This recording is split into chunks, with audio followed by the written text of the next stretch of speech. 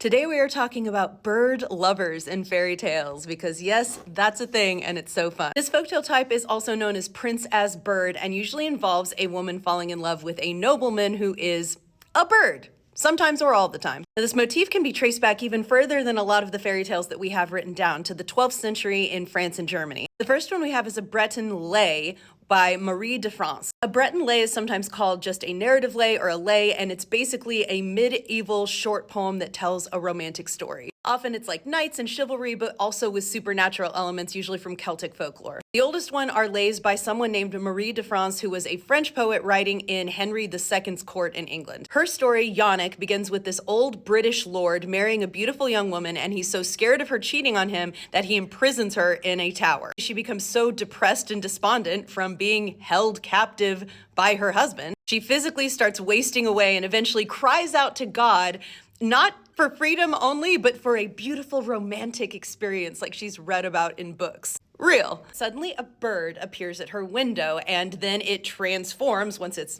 inside through the window in bird form, into a knight. His name is Moldemaric and he says he's actually been loving her from afar for a long time, but he couldn't appear to her until she asked for him, which I love. But our girl is cautious because she refuses his advances until he can prove that he wasn't sent by the devil. So to prove he's a Christian, he takes the Eucharist. The Eucharist is communion, and the way he does it is by assuming her shape while the priest comes to give it to her and takes it in her place to prove he can do it. So our girl starts to glow with her newfound love because he's visiting her in secret all the time, and everyone notices and gets suspicious. The husband discovers her secret, and so he puts spikes on the windows, and the next time when the bird arrives, he's injured by the spikes. He tells the woman, hey, you're pregnant and our unborn child is going to be named Yannick and he's going to avenge our deaths. And then he flies away. So she hurls herself from the tower, but somehow survives and follows the trail of blood to find him. When he's on his deathbed, he gives her a magic ring, which was in the previous video I talked about, like bird animal husbands giving magic rings to their women when they have to go. This ring's gonna make her husband forget about the infidelity, and he also gives her his sword. And then she runs away and hears like the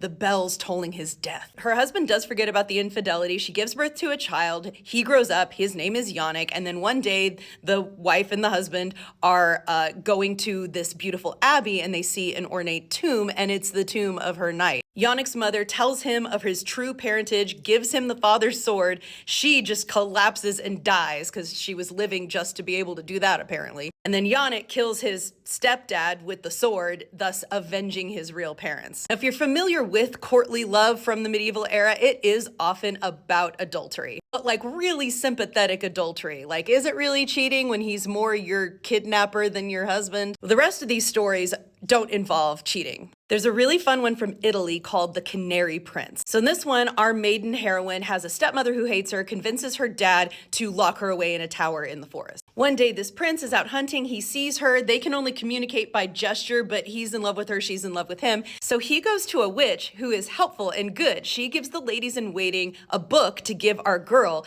And this is my favorite part. When she ruffles the pages forward, it turns the prince into a canary and he's able to fly in her window. And then when she ruffles the pages backward, he turns back into a dude. So they meet secretly this way for a while till the stepmother gets wind of it. She puts pins on the window that injure him as a bird, and then he falls down and turns back into a man on the ground, and his companions take him back to his father's kingdom. So our girl escapes by cutting up her sheets into a rope and climbing out of the tower. She goes and finds the witch. Possibly because she just doesn't want to get caught sneaking out of the tower, she goes and cures him with the witch's knowledge in disguise. And when she leaves, she's like, I want your coat of arms and your bloody shirt. And he's like, okay. So later he comes back to her in bird form and he's mad at her because he thinks that she's the one who injured him. And she's like, no, I'm the one who saved you. Here's your bloody shirt and coat of arms as proof. Then they tell the dad how the stepmom tried to kill the prince, and he's like, oh, she was evil after all, and lets her out at the tower, and she and the prince get married. There's another really old Italian one by Giambattista Basile called The Three Sisters, and like most of Basile's fairy tales, it's wild. In this one, a prince marries this beautiful girl, but he's the one with the wicked stepmother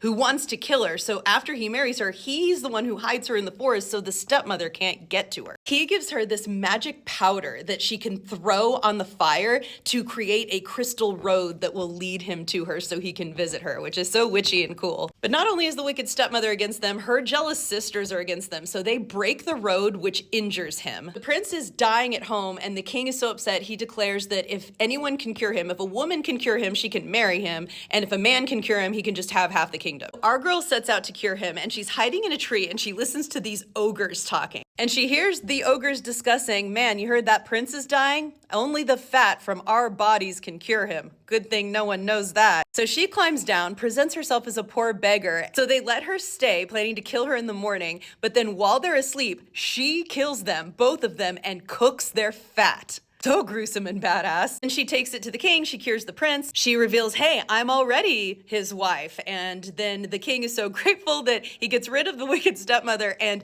her sisters are thrown in an oven and killed that way. The Green Knight is an awesome Danish version. I love this story so much, and I feel like if I'd heard it when I was younger and longing for my first love, I would have loved it even more. This one starts out like a lot of Cinderella stories with an evil stepmother who's terrible. There's the girl and her dad, and this woman keeps telling the girl, get your dad to marry me, get your dad to marry me. And she does, and then she ends up being an evil, awful person. In a lot of those stories, the dad goes away and is like absent for the abuse, or he's just aware and doesn't care. But in this one, when the dad sees that the stepmom is awful to her, he comes to his daughter and he's like, I told you I shouldn't get remarried. You convinced me to do this, but now there's nothing we can do about it. So I'll just send you to our summer home so you can at least just have some peace from her for a while. So instead of being imprisoned in a tower, she is just at the summer home, but she still feels like something is missing in her life, longing for something better out there in the world. So dad's gonna go on a journey, and when he leaves, she says, hey, give my regards to the Green Knight. She means the green moss that grows over graves because she's longing for death, which is so emo, I love it. The dad doesn't know that. He goes on the trip, and when he's traveling back, he comes upon this mysterious castle that this guy who actually is a knight called the Green Knight lives in. And he's like, oh, hey, I think my daughter sent me to say something to you. But the Green Knight like knows. He's like, no, she actually meant a gravestone, but here, give her this magical green book. Or just a green book. He doesn't tell the dad it's magic, but it's magic. So girl gets the book, and this is one of my favorite parts. It's in a language she doesn't know, but she starts to read it out loud. And it said when she reads the first verse of a poem, she hears wind rushing over the water. And with the second verse, she hears a rustling in the trees. And then when she reads the third verse, her ladies in waiting all fall asleep. And then the Green Knight, in the form of a bird, comes in her window and turns into the hot knight. He's like, you have summoned me here, and you can summon me anytime by reading this. You can put everyone to sleep and we can be alone together. He visits her secretly. The stepmother finds out, and in this one, she leaves a pair of poisoned scissors on the window, and he cuts his foot on it when he's in bird form, and it poisons his blood. He makes it to his kingdom, but he's dying there, so she leaves her home, and instead of overhearing ogres, she overhears two ravens that are talking in the tree above her in the night. And they're like, man, the only thing that can save the prince is if she gets this specific snake, an adder, and its 9 baby snakes, and cooks them into a soup and feeds it to the knight every day, that would cure him. So our girl finds the snake and its baby snakes, kills all the snakes, gets a job in the kitchen of the palace, secretly serves him this soup every day made of the dead baby snakes until he is cured. Somehow he realizes that it was the soup that cured him, and he comes to the kitchen to see who cured me, and it's her. And he's like, you, and she's like, me. And they lived happily ever after. I love these stories because they really speak to the young girl's longing for romanticism, to grow up, to experience love and sex, to be swept off your feet by a man who would turn into a bird for you, and that you only get him once you have the agency to go out and kill some ogres or cook some snakes. These women are badasses who go after what they want and they get it. If you like badass female characters who go after what they want and get it, check out my book, Dust Spells, a reimagining of the 12 Dancing Princesses, on Amazon, Barnes & Noble, online, everywhere. And check out my podcast, Folktales and Fairy Lore. Link is in my bio.